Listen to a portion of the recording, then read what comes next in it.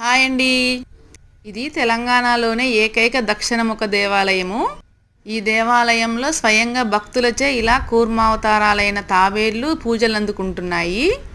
ఇంకా వీటితో పాటు 2000 సంవత్సరాల క్రితం నాటి 24 అడుగుల అనంత పద్మనాభ స్వామిని, 1172వ సంవత్సరంలో ప్రతాపరుద్రుని కాలంలో నిర్మించిన దేవాలయము, ఇంకా ఈ దేవాలయం త్రవ్వకాలలో బయటపడ్డ గోదాదేవి విగ్రహము, భోజనానికి కూర్చున్నట్టుగా 12 మంది అల్వారులు, సూర్య పుష్కరిణి, చంద్ర పుష్కరిణి, ఇంకా 1000 సంవత్సరాల కాలం నాటి పారిజాతం చెట్టు, దేవగన్నేరు చెట్టు, ఇవన్నిటిని కూడా క్లుప్తంగా తెలుసుకోవాలంటే నేను ఈ వీడియో కింద ఒక 5 నిమిషాల వీడియోని దేవాలయం మొత్తం కవర్ అయ్యేలాగా నిన్న అప్లోడ్ చేశాను. ఈరోజు దాని లింక్ ఇస్తున్నాను, తప్పకుండా చూడండి.